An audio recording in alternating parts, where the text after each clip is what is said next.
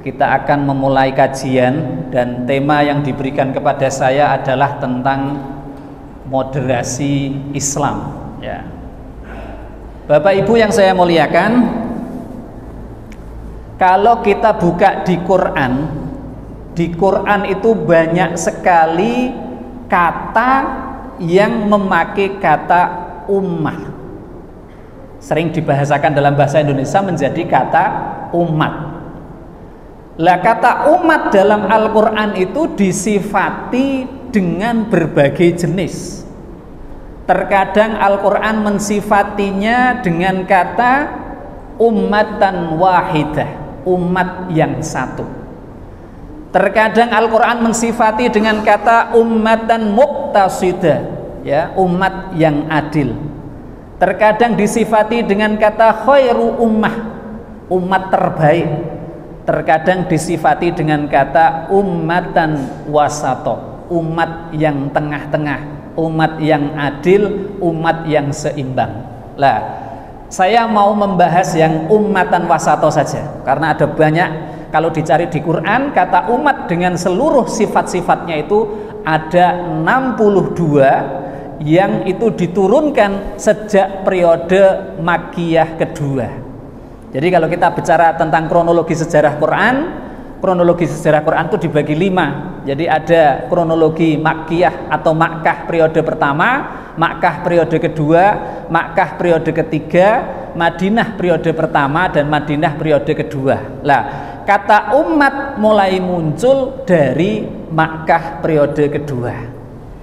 Bapak Ibu yang saya muliakan, mari kita coba bahas tentang pentingnya kita beragama yang sedengan, yang moderat, yang pas, yang adil, ya.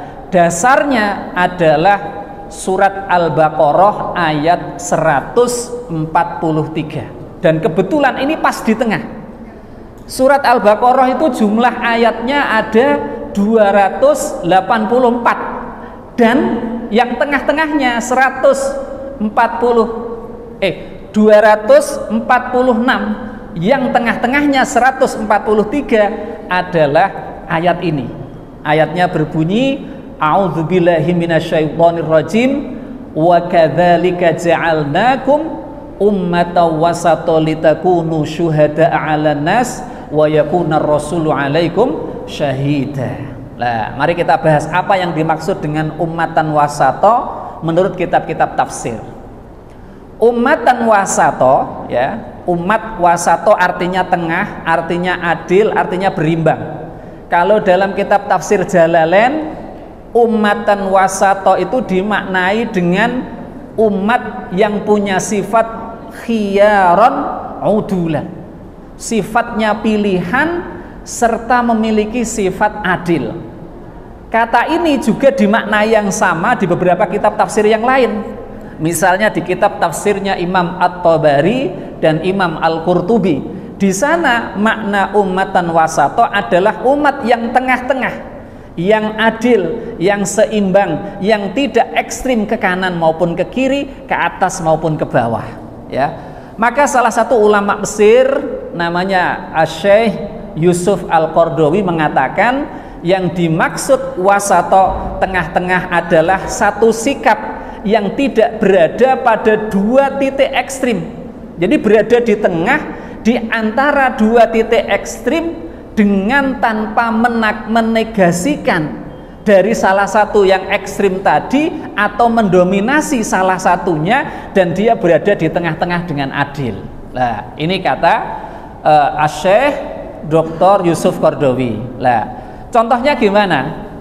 Islam, kalau kita bicara sistem misalnya, dia tidak menganut individualisme, tapi juga tidak menganut sosialisme, ya. Artinya Islam tidak seperti negara-negara sosialis, seperti negara-negara komunis, atau seperti negara yang sangat mengunggulkan individualitasnya dan yang suka dengan gerakan-gerakan ekonomi bebas. Islam berada pada tengah-tengah. Artinya apa? Individu dalam Islam bisa dihargai, punya hak, tapi dalam hak individu itu ada kewajiban untuk umat, untuk komunitas. Misalnya ada zakat, ada sedekah. Jadi orang Islam berusaha boleh, jadi konglomerat boleh, tapi di setiap hartanya ada haknya orang lain, yaitu khususnya haknya fakir miskin. Islam juga tidak menganut model orang hanya berpikir akhirat tanpa dunia, tidak. Islam itu seimbang, akhirat menjadi tujuan hidup dan prioritas, tetapi wala tangsa nasibaka minad dunya, dunianya jangan pernah dilupakan. Dia juga tidak berada pada spiritualisme yang sangat terlalu, tetapi juga melupakan material. Dia berada di tengah. Spiritualisme dalam Islam juga penting, material dalam Islam juga penting. Maka Islam berada di tengah-tengah yang adil dalam semua sistem itu. Makanya untuk menjadi orang yang adil, orang yang tengah, orang yang moderat, orang yang wasat, membutuhkan ilmu. Kalau orang ingin jadi ekstrim, tanpa ilmu gampang. Tapi kalau ingin berada di posisi yang adil, yang tengah, yang moderat, maka ini dibutuhkan ilmu, ya. Bapak Ibu yang saya hormati, ketika awal-awal Nabi sudah memperingatkan, kita tidak boleh menjadi orang yang sangat ekstrim tanpa batas. Misalnya dalam hadis riwayat Imam Muslim, Nabi bersabda, halakal mutanatiun. Ini ada dalam kitab Riyadhus Shalihin salah satunya. Halakal mutanatiun, binasalah orang-orang yang terlalu tanatu, yang dia terlalu ekstrim, dia tidak bisa bersikap tengah, yang adil, yang moderat. Di dalam hadis yang lain riwayat Ibnu Majah, Nabi juga mengatakan, iyyakum wal ghuluwa fiddin, jauhilah oleh kamu sikap berlebih-lebihan dalam beragama. Fa innama ahlaka man kana qablakum al ghuluwa fiddin, karena hancurnya umat-umat sebelum umatnya Nabi Muhammad itu karena mereka berlebih-lebihan dalam beragama. Maka dalam Islam orang itu tidak boleh ekstrim, harus bertahap, ya, harus bertahap, menata diri, menata kehidupannya, tidak kemudian langsung 100% berubah, tidak, ya. Di dalam Al-Quran juga disebutkan, misalnya ini terkait tidak bolehnya orang langsung ekstrim supaya hidupnya bisa istiqomah. Misalnya Allah berfirman dalam Al-Quran, fastaqim kama umirta wa man taba ma'aka wala tabghaw. Di sini ada kata wala tabghaw, jangan berlebih-lebihan, jangan ekstrim, jangan terlalu, tapi bersikaplah yang tengah-tengah, yang adil, yang wajar, yang itu bisa diterima sebagai posisi moderat. Lah, Bapak Ibu yang saya muliakan, lah di posisi untuk menjadi moderat tadi sudah saya sebutkan, maka orang itu dibutuhkan ilmu yang luas. Tidak mungkin orang bisa moderat, bisa adil kalau ilmunya tidak luas. Lah, di antara prinsip supaya dalam beragama Islam ini orang bisa moderat adalah pertama, orang harus memahami antara as-sawabit wal mutaghayyirat. Ajaran Islam itu ada yang tetap tidak pernah berubah, tapi ada ajaran Islam yang bisa berubah sesuai dengan dinamika zaman. Contoh misalnya, rukun iman dari dulu sampai besok hari kiamat tetap 6. Rukun Islam dari dulu zaman Nabi sampai besok hari kiamat tetap 5. Ini namanya at-thawabit, ya, ajaran-ajaran Islam yang tidak boleh berubah. Sholat wajib 5 waktu itu tidak boleh berubah, ya, walaupun nanti ada misalnya sholat jamak qashar yang kemudian waktunya menjadi 3, tapi secara umum sholat wajib 5 waktu. Tapi ada ajaran Islam tuh yang bisa mutaghayyirat, bisa berubah sesuai dengan dinamika zaman, ya.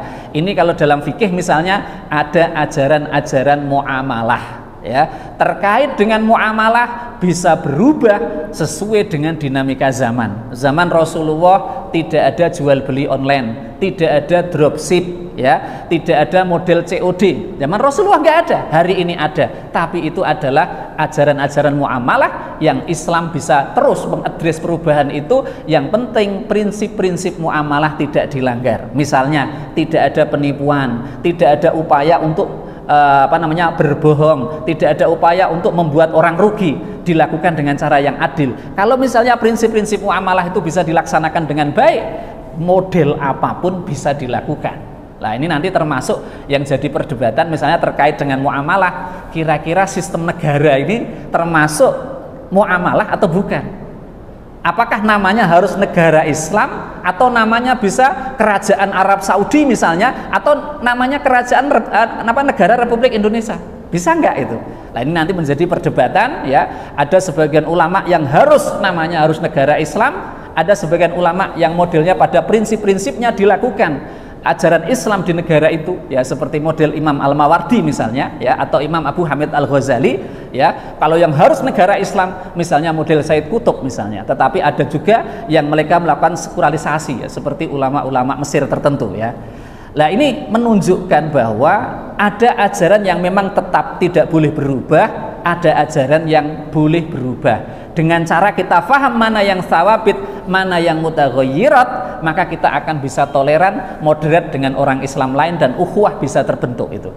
Yang kedua, prinsip yang kedua adalah aulawiyat. Orang itu harus punya prioritas. Ada prioritas fikih, ada prioritas untuk belajar akidah ya. Kalau kita membaca kitab Ta'limul Muta'allim misalnya yang ditulis oleh Imam Az-Zarnuji, atau membuka kitabnya Minhajul Abidin yang ditulis oleh Imam Abu Hamid Al-Ghazali misalnya, di sana ada ilmu wajib, di sana ada ilmu fardu kifayah, ada ilmu fardu ain.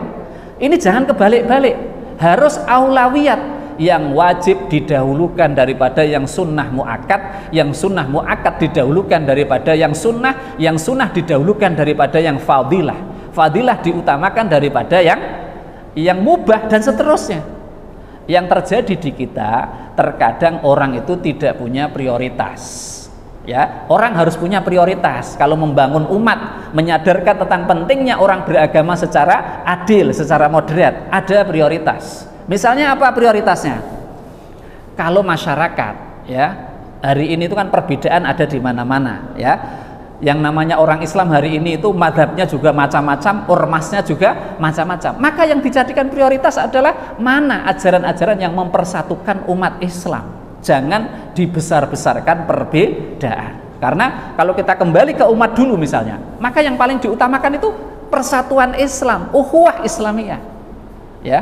Perbedaan-perbedaan yang sifatnya furu'iyah itu bukan menjadi aulawiyat, bukan menjadi prioritas.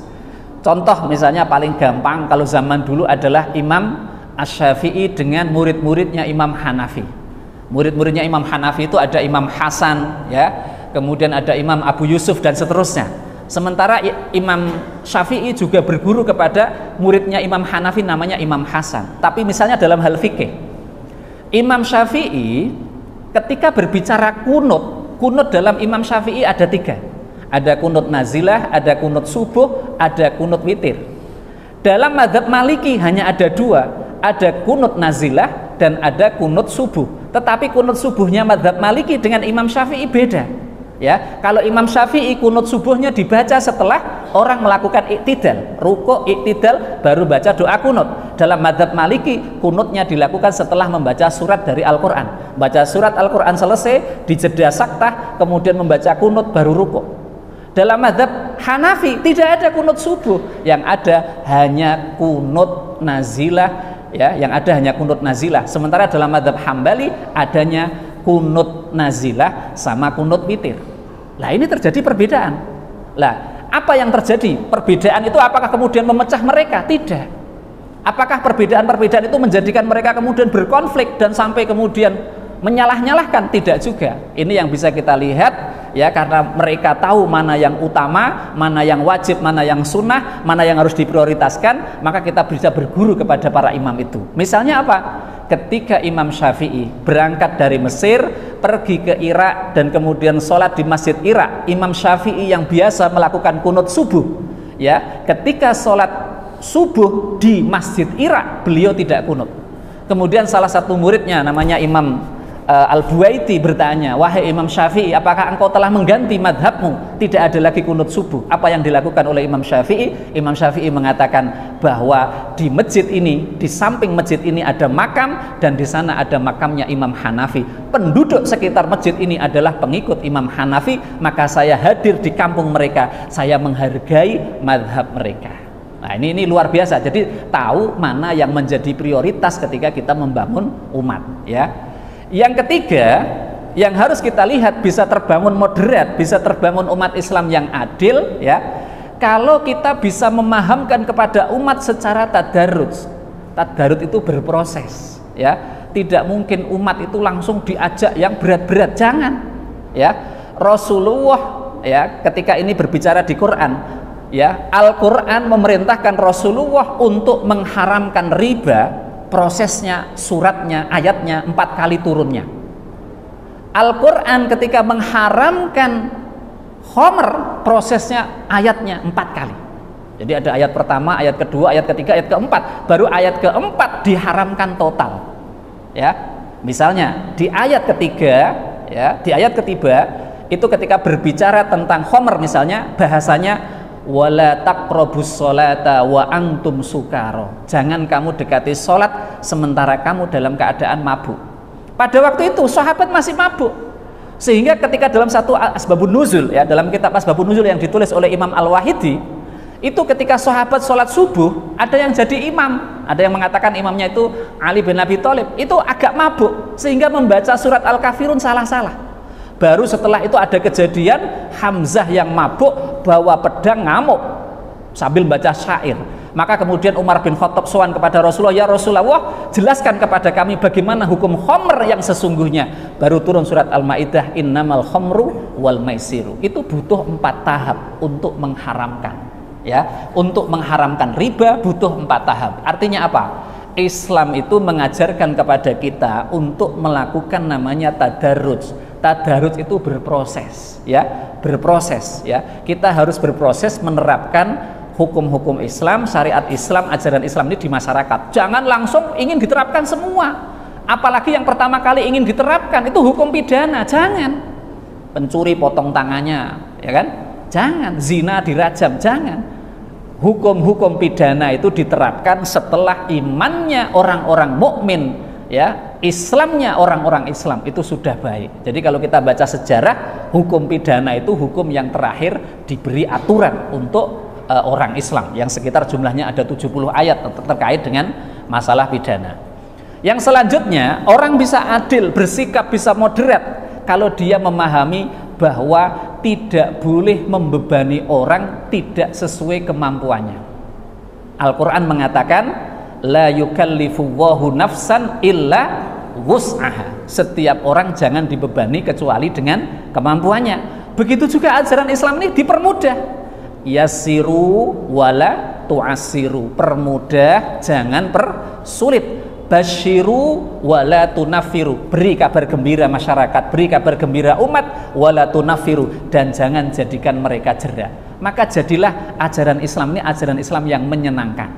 Lah, kalau orang sudah paham 4 hal ini, bahwa dalam Islam ada yang sawabit, ada yang mutaghayyirat, ya. Kemudian paham juga dalam Islam itu ada tadarrud, paham juga dalam Islam itu bahwa harus mempermudah, jangan mempersulit, membuat senang bukan malah menyulitkan, membuat orang jera, maka orang akan bisa berbuat adil terhadap masyarakat, ya. Pertanyaan selanjutnya, kalau ini pakai teori yang dikembangkan oleh Dr. Mukhlis Hanafi, kenapa muncul orang-orang yang tatoruf, orang-orang Islam yang ekstrim, orang-orang Islam yang dia kemudian berlebih-lebihan dalam beragama? Sebabnya satu adalah mempersulit diri. Ini sebabnya. Satu, ada orang-orang Islam itu yang suka mempersulit diri, bukan mempermudah. Tadi kan dalam kaidahnya kan yasiru wala tu'asiru. Permudah, jangan dipersulit. Kalau ini yang kedua, kenapa mereka ekstrim? Kenapa mereka kemudian menjadi orang yang sangat eksklusif, orang yang tertutup? Karena satu, mereka menyulitkan diri. Kalau jamaah harus dengan kelompoknya, kalau tidak dengan kelompoknya nggak sah. Kalau nikah harus dengan kelompoknya, kalau nikahnya dengan tidak kelompoknya nggak sah. Ini kan mempersulit diri. Padahal dalam Islam itu tidak. Kaidah dalam hadis, idza atakum man tardawna dinahu wa khuluquhu fazawwijuhu. Kalau datang kepadamu orang yang kamu melihat ridho, dia punya agama yang bagus, akhlaknya bagus, kamu nikahi dia. Bukan kelompoknya apa. Ya kan? Ini ada orang yang sifatnya suka mempersulit diri, ya, membebani jamaahnya dengan wirid yang berat-berat. Harus membaca zikir ini 4444. Ya, lihat dulu jamaahnya, ya kan? Islam itu yang mudah-mudah saja, ya. Hari ini kan tantangannya luar biasa, ya. Kalau kita jadi orang Islam hari ini, kewajiban kita sholat 5 waktu dilaksanakan dengan baik, Ramadan dilaksanakan dengan baik, ya. Kalau Anda sudah wajib zakat, zakatnya dibayar dengan baik, kepada orang akhlaknya baik dan tidak pernah melakukan dosa, sudah itu surga, ya. Nggak usah dibebani Islam yang terlalu berat. Islam itu mudah. Ini yang pertama. Yang kedua, ada problem di kalangan umat Islam adalah wawasannya sempit. Kenapa ekstrim? Wawasannya sempit. Dia nggak punya wawasan Islam yang luas. Tafsir yang dikaji hanya satu. Kalau nggak Jalalain, kalau tertentu yang dikaji Jalalain. Ormas lain yang dikaji hanya As-Sa'di. Ormas lain yang dikaji hanya tafsir Al-Qayyim. Dia nggak mau melihat tafsir yang lain. Kalau fikih yang dikaji hanya fikih menurut gurunya. Menjadikan umat Islam ini cara pandangnya sempit, cara pandangnya tidak luas, ya. Maka untuk orang bisa adil bersikap, bisa moderat dalam Islam, orang harus membaca lintas madhab, baik madhab teologi, madhab fikih, madhab tafsir, termasuk terkait dengan masalah hadis, ya. Ini kalau kita luas, oh itu kita santai. Contoh paling gampang misalnya, saya tanya ya, kita pakai ayat wudhu saja. Di ayat wudhu itu surat Al-Maidah, Allah berfirman gini, ya ayyuhalladzina amanu idza kumtum ilas sholati faghsilu wujuhakum wa aydiyakum ilal marafiqi wamsahu biruusikum wa arjulakum ilal ka'bain. Itu boleh dibaca wa arjulakum, boleh dibaca wa arjulikum, ya. Dan itu akan dampak hukumnya. Karena kalau kita bicara tafsir gini, dalam tafsir itu ada 3 kaidah besar. Pertama, ada kaidah bahasa. Beda memaknai bahasanya, maka tafsir hasilnya beda. Yang kedua, beda kaidah usuliyahnya, tafsirnya juga akan beda. Yang ketiga, beda kaidah Qur'aniyahnya, hasilnya juga akan beda. Kita contohkan gini, saya tanya kepada bapak-bapak ini, bapak-bapak kalau wudhu ketika mengusap kepala, yang diusap seberapa dari kepala itu? Seluruh kepala, 1/4, 1/3, atau seperberapa? Atau semuanya? Berapa dari kepala yang bapak-bapak usap? Kira-kira ini, ada yang bisa jawab kan? Ini kalau mbak-mbak wudhu ngusap kepala seberapa dari kepala yang diusap? Seberapa? Semua kepala? Depan saja, samping saja, belakang saja? Yang mana? Kenapa yang diusap di sini? Dalilnya apa? Nah, mesti bingung kan kalau ditanya dalilnya kan gitu. Nah, kita lihat baca Qur'annya. Di Al-Qur'an di sini disebutkan apa? Wamsahu biruusikum, usaplah oleh kamu bi ruusikum. Ruusikum artinya kepalamu. Sekarang kita akan melihat ulama berbeda memaknai huruf ba. Imam Malik bin Anas memahami ba pada biruusikum dengan ba zaidah, sehingga menurut madhab Maliki ngusap kepala itu dari depan sampai belakang kembali ke depan. Jadi dari depan pakai tangan 2 gini, ya, ke belakang sini sampai tengkuk, kembali ke depan lagi. Bagi orang yang gundul cukup ke belakang, bagi yang punya rambut ke belakang, kembali ke depan. Ini madhab Maliki. Kenapa? Karena mereka memahami huruf ba-nya dengan zaidah. Sementara imam-imam yang lain memahami huruf ba itu dengan ba tab'id, artinya sebagian. Kata Imam Hanafi, yang harus dibasuh itu 1/3 kepala. Karena kepala ini kan bisa dibagi 3, depan sampai belakang, samping sampai belakang, samping kiri sampai belakang. Maka orang mengusap kepala itu 1/3. Kata Imam Ahmad bin Hambal, itu yang harus diusap 1/4 kepala. Karena kepala itu ada 4 bagian, atas, samping kanan, samping kiri, belakang. Maka yang diusap kalau atas harus sampai belakang, kalau samping kanan sampai belakang, kalau samping kiri sampai belakang, kalau belakang ya dari atas ke bawah. Kalau Anda yang wudhunya modelnya hanya gini-gini, itu artinya secara tidak langsung Anda penganut madhab Syafi'i. Karena menurut Syafi'i, ba-nya adalah ba tab'id, dan ba tab'id dalam madhab Syafi'i itu adalah ketika orang sudah mengusap di kepalanya sejumlah 3 tempat tumbuhnya rambut. Nah, ini Syafi'i kalau gini saja atau gini saja, yang tadi dicontohkan ba-nya itu Syafi'i, gini saja. Kalau Maliki nggak sah gitu. Lah, cuma orang sering tidak konsisten. Nah, sekarang kita lihat. Ayatnya nanti kan berlanjut, salah satunya ketika berbicara tentang membatalkan wudhu, disebutkan dalam ayat itu dengan kata apa? Aula mastumun nisa, atau kamu menyentuh perempuan. Saya tanya bapak-bapak, menyentuh istri batal nggak? Menyentuh istri batal nggak Pak? Batal? Enggak batal. Kalau menyentuh perempuan lain batal enggak? Batal. Kenapa nyentuh perempuan lain kok batal, menyentuh istri enggak batal? Nah, ini contoh ya, supaya kita paham bahwa dalam Islam tuh ilmunya sangat luas. Nih mbak-mbak kalau nanti punya suami, nyentuh suaminya batal enggak? Batal. Kenapa batal? Nah, ya kan? Kita kembali ke ayatnya, ya. Aula mastumun nisa, atau kamu menyentuh perempuan. Ini ada 4 madhab yang berbeda. Pertama, kata lamasa itu kan artinya menyentuh. Ini nanti kalau dikaji dalam ilmu balaghah, menyentuh itu bisa menyentuh secara hakiki atau menyentuh secara kiasan. Kata Imam Syafi'i, aula mastumun nisa itu menyentuh secara hakiki. Sehingga dalam fikih Syafi'i, sentuhan laki-laki atau dalam bahasa fikihnya itu iltiqa'u basyaratai rajulin wa imra'atin kabiraini ajnabiyaini. Sentuhan dua kulit laki-laki dan perempuan yang mereka sudah balik kedua-duanya dan tidak ada hubungan mahram, sentuhan ada syahwat maupun tidak ada syahwat, kalau kulitnya sentuhan dan tidak ada penghalang batal dalam mazhab Syafi'i. Dalam mazhab Maliki dan Hambali memaknai kata lamastum itu dengan menyentuh disertai syahwat. Kalau menyentuh perempuan, baik itu istrinya maupun bukan istrinya, yang disertai syahwat, maka baru batal. Kalau tanpa syahwat tidak batal.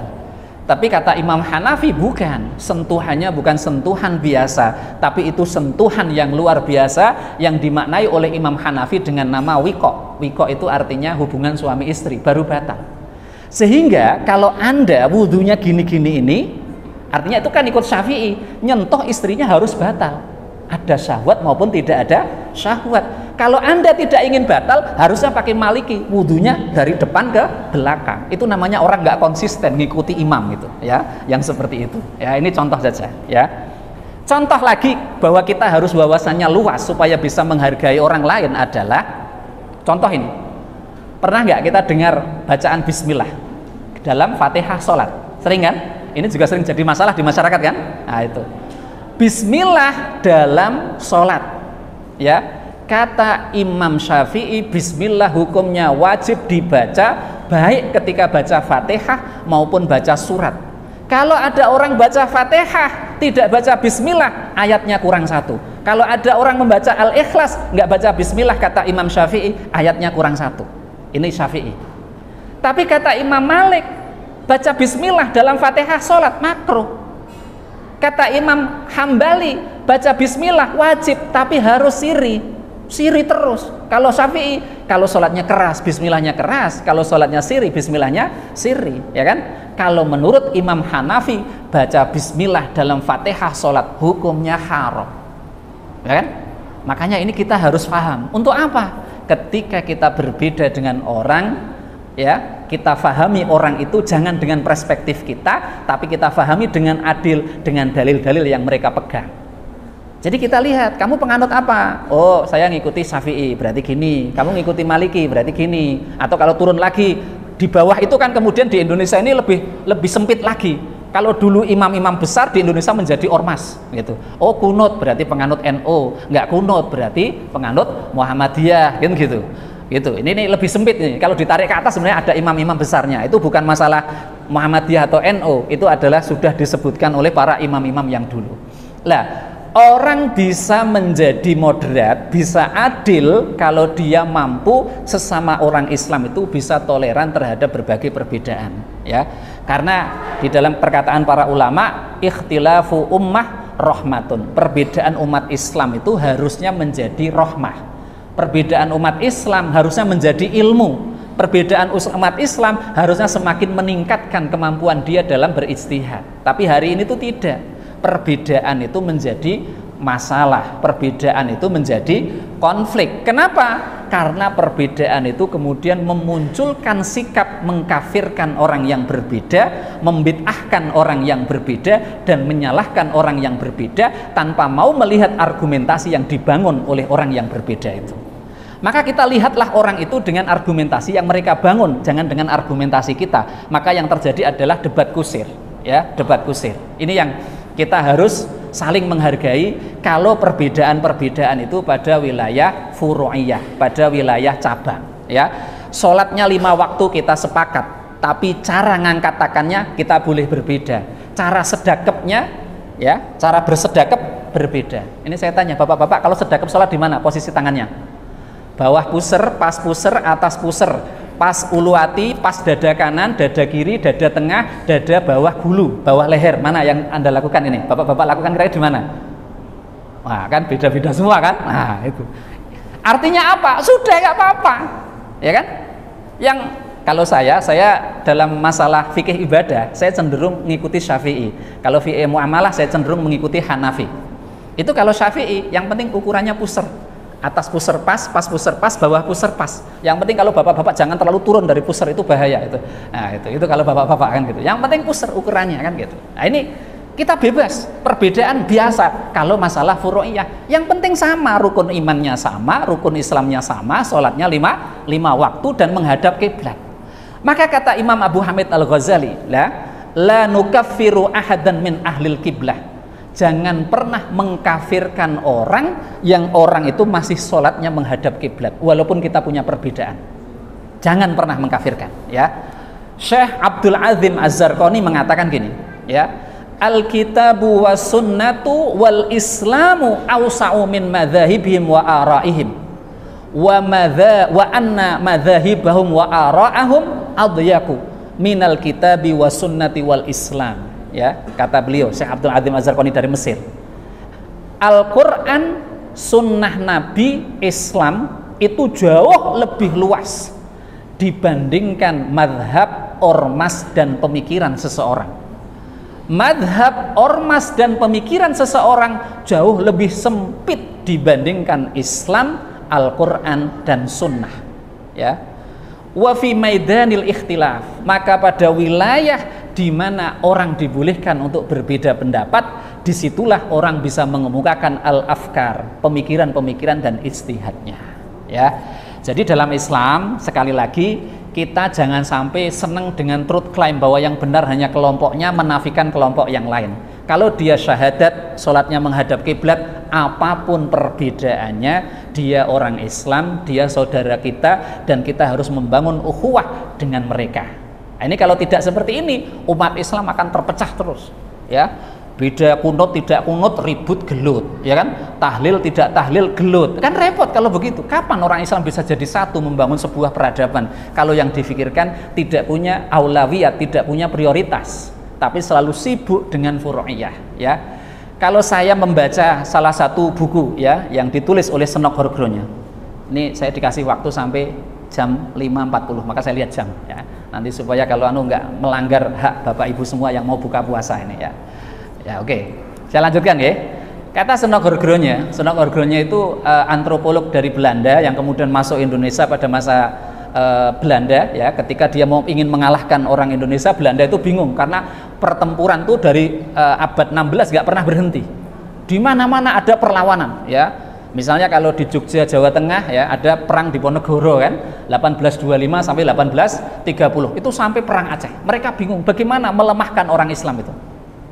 Maka kemudian orang Belanda mengirim antropolog namanya Senok Horgronya yang kemudian belajar ke Makkah Al-Mukarramah, ya. Di sana kemudian belajar bahasa Arab, belajar kitab, kemudian merubah namanya menjadi Abdul Ghaffar, pulang ke Indonesia, masuk ke lembaga-lembaga Islam. Lembaga-lembaga Islam mereka masuk, dan kemudian Senok Horgronya itu menemukan kelemahan orang Islam Indonesia. Ini bisa jadi pelajaran buat kita. Apa kelemahan orang Islam Indonesia? Orang Islam Indonesia itu paling mudah diadu domba. Paling mudah diadu domba. Beda sedikit ribut, ya. Kenapa? Tidak punya pandangan Islam yang luas, tidak punya pandangan tentang ilmu yang luas terkait Islam. Maka saya mengajak di forum Ramadan ini, mari kita perluas wawasan kita. Kalau perlu semua kitab kita baca, semua kitab tafsir yang bisa kita baca, sehingga akan membuka wawasan kita betapa luasnya Islam, ya. Dan Islam yang saya maksud tentu tidak hanya bicara tentang fikih, tidak hanya bicara tentang akidah, tidak hanya bicara tentang akhlak, tapi Islam itu juga bicara tentang peradaban. Islam juga bicara tentang masalah ilmu pengetahuan, ya. Kejayaan Islam selama kurang lebih 5 abad sampai 6 abad, yaitu mulai dari abad ke-67 sampai abad 12-13 ya. 67 itu Rasulullah diutus sampai menjadi nabi ya. Kemudian terbentuklah negara Madinah, sampai kemudian Baghdad bisa berdiri dan kemudian hancur oleh serangan Hulangguhan pada awal abad 13. Berarti Islam kira-kira 5 sampai 6 abad itu memimpin peradaban dunia, karena Islam di samping punya ahli-ahli dalam studi Islam, juga punya ahli-ahli dalam berbagai ilmu pengetahuan. Nah, ini yang kita itu sekarang tidak move on ya, hanya sibuk furu'iyah. Kenapa? Ya nggak bisa move on, di Indonesia ini, nyuwun ngapunten misalnya, menyatukan satu Ramadan sama satu Syawal saja susahnya luar biasa, ya kan? Ya nggak Pak? Susah hari ini. Satu Ramadan sama satu Syawal, masing-masing punya pendapat, ya kan? Ini sekarang kita punya misalnya jamaah yang dasarnya air laut pasang surut, itu di Makassar, ya kan? Ada yang dasarnya kalau mereka ingin menetapkan Ramadan itu air laut pasang dan surut. Kalau pasang berarti satu Ramadan, kalau surut berarti sudah lanjut. Nanti nunggu Idul Fitri pasang lagi gitu. Jadi nunggu air laut naik turun, ya kan itu. Ada yang modelnya begitu. Ya katanya pasang surutnya laut itu tergantung kepada bulan, ya kan gitu. Yang kedua, ada saudara kita juga menetapkan berdasarkan wujudul hilal. Hilalnya wujud 0,1 sudah masuk bulan baru, ya kan? Yang kemudian hari ini diganti dengan nama Ru'yat Global dengan standar Turki Utsmani. Itu diikuti oleh teman-teman kita dari saudara-saudara kita dari Muhammadiyah, ya. Kemudian kalau teman-teman NU, ya, Wasiliyah, Perti dan seterusnya, dasarnya harus imkanur ru'yah. Ru'yatnya bisa dilihat. Berapa itu? 2 derajat. Kalau 2 derajat harus bisa dilihat bulannya, maka masuk bulan baru, ya. Mabim, Menteri Agama ASEAN, ya. ASEAN ini kan terdiri dari beberapa negara, ya. Itu kan yang muslim banyak itu ada 4 negara. Yang muslim banyak itu 1 Indonesia, 2 Brunei Darussalam, 3 Malaysia, 4 Singapura. 4 negara ini bikin kriteria namanya Ru'yatul Hilal untuk Asia Tenggara. Berapa tinggi hilalnya? 3 derajat gitu. Maka kalau saya mengikuti keputusan Asia Tenggara, untuk apa? Karena tujuan Menteri Agama 4 negara berkumpul itu dalam rangka menyatukan syiar Islam dari Aceh sampai Papua, dari Singapura sampai Brunei. Tapi ternyata juga susah di kita itu kan gitu. Jadi ini coba kita ini berpikir prioritas, ya. Kita bisa moderat, kita bisa adil, kita bisa bersikap proporsional kalau kita punya ilmu dan pengetahuan dan prioritas yang jelas untuk membangun Islam ini ke depan. Nah, ini yang jadi problem kita hari ini adalah tadi, furu'iyah ini di masyarakat dihidup-hidupkan dan sengaja dipakai untuk konflik di masyarakat. Terkadang rebutan masjid gitu katanya, rebutan masjid, rebutan jamaah kan gitu. Mari kita bangun umat Islam ini umat Islam yang cerdas, ya. Ini Bapak Ibu ya, terkait dengan masalah moderasi. Jadi ajaran Islam itu mengajarkan kita ya sesuai dengan kemampuan kita. La yukallifullahu nafsan illa wus'aha, ya. Bapak Ibu jangan pernah membandingkan dengan orang lain, ya. Teman saya puasa sunnah terus, namanya puasa Daud. Lah kalau Bapak Ibu puasa Daud malah tidur terus, ya nggak usah puasa, ya kan gitu. Karena puasa Daud itu sunnah. Begitu puasa Daud tidur terus, kewajiban nggak pernah dilakukan, kuliah nggak pernah berangkat, ya kan? Tugas kuliah nggak pernah dilakukan, ya nggak usah puasa Daud, itu sunnah, gitu, ya kan? Itu. Jadi kalau kita beribadah itu ukurlah dengan diri kita sendiri, jangan pernah mengukur dengan orang lain. Ini terkait dengan ibadah di luar wajib. Kalau sholat 5 waktu sama, puasa Ramadan sama, tapi di luar itu kita jangan pernah menyamakan dengan orang lain, karena masing-masing orang punya kelebihan, ya kan? Ada orang yang seneng baca Quran sehari bisa 10 juz, tapi ada orang yang sukanya puasa, baca Qurannya sedikit. Ada orang yang sukanya sholat sunat terus, sholat duha dijaga, sholat witir dijaga, sholat tahajud dijaga. Ada modelnya begitu. Lah kita lihat kemampuan kita masing-masing untuk beramal, ya. Dan cara menaikkan amal itu tidak dengan cara yang ekstrim, ya. Tadi saya sebutkan ayatnya, fastaqim kama umirta, ya. Istiqomahlah engkau wahai Muhammad sebagaimana telah aku, maksudnya Allah perintahkan. Wa ma'aka, beserta dengan umat yang berserta kamu.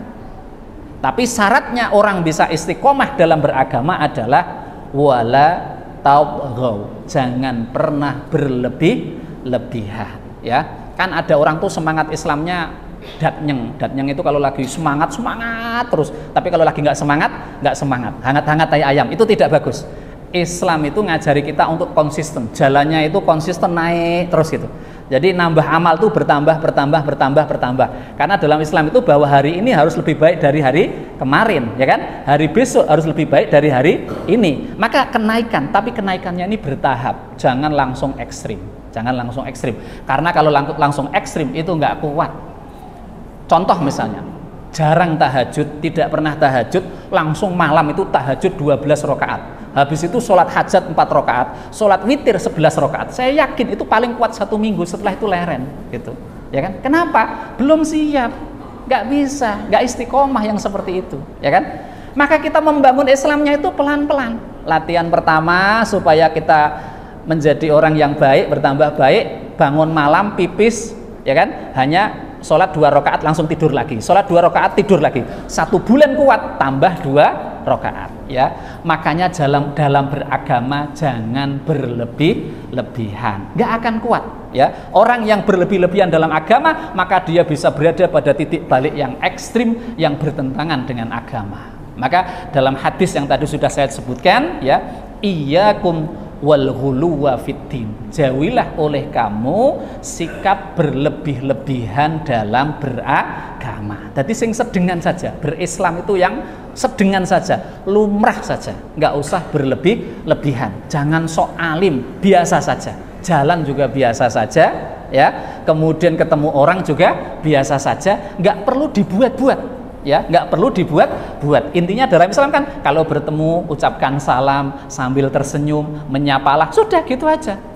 Ya, nggak usah kemudian dibuat-buat gitu, biasa saja, ya. Nah, ini yang kemudian kita juga harus belajar bahwa ini sudah 17.40 ya. Sedikit lagi nggak apa-apa ya. Bahwa dalam Islam itu, ya, ini yang orang sering salah gini. Oh, ini nggak ada di Quran, ini nggak ada di hadis. Ingat ya. Sumber hukum Islam, sumber syariat Islam itu tidak hanya Quran dan hadis. Memang betul sumber primernya adalah Quran dan hadis, tapi Islam punya 11 sumber syariat.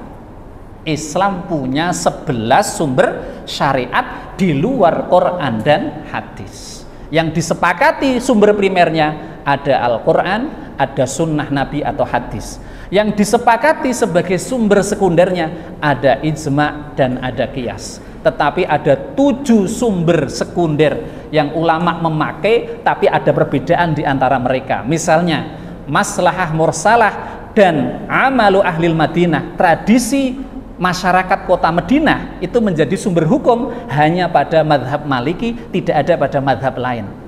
Istihsan hanya ada di madhab Hanafi, tidak ada di madhab yang lain, dan seterusnya. Makanya kemudian kita perluas wawasan kita, sumber Islam tidak hanya Quran hadis, tapi ada 11, ya. Dan kalau terjadi perbedaan, yang kita pertimbangkan adalah yang penting ajaran-ajaran pokoknya sama. Perbedaan dalam masalah furu'iyah, perbedaan dalam cabang Islam, itu kita harus bersifat moderat, toleran terhadap orang lain.